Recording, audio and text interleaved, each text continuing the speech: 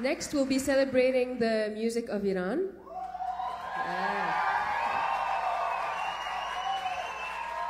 And the group is led by the wonderful Parham Hagigi.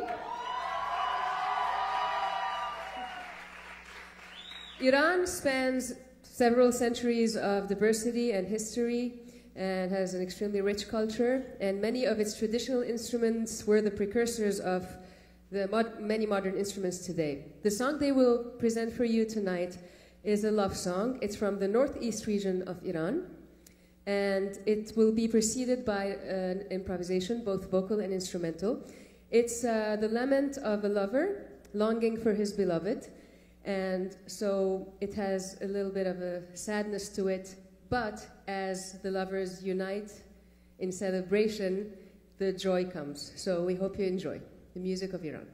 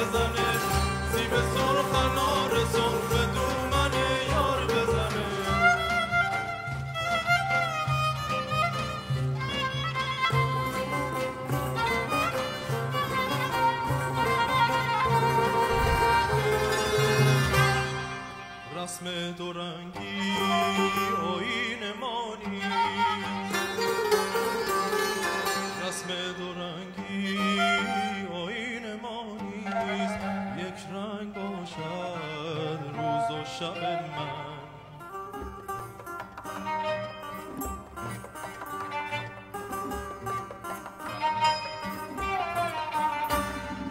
هر شب فزایم تاب و تب من باید شب من باید شب من یا من رسانم لب بر لب او یا او رساند جان بر لب سر راه کنار بریم تو مات میخواد نار بزنه سیب سرخ نار سرخ اومده یار بزنه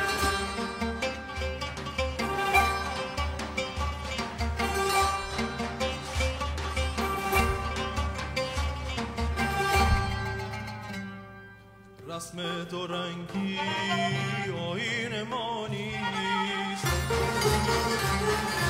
رسم دو رنگی آیین ما نیست یک رنگ باشد روز و شب من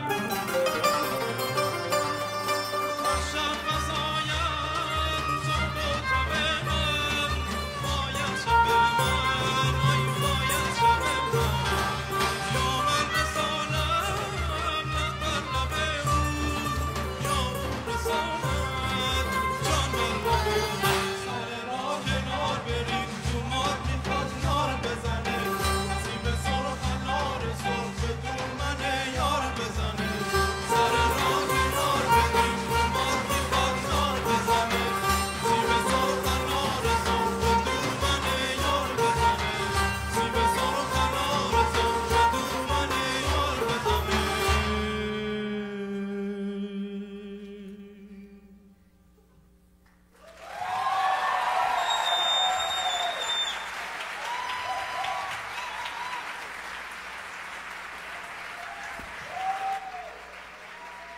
Ladies and gentlemen, the music of Iran.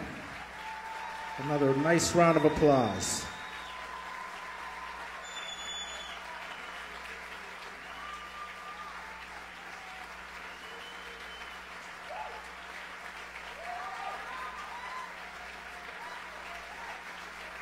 Very beautifully done. Thank you.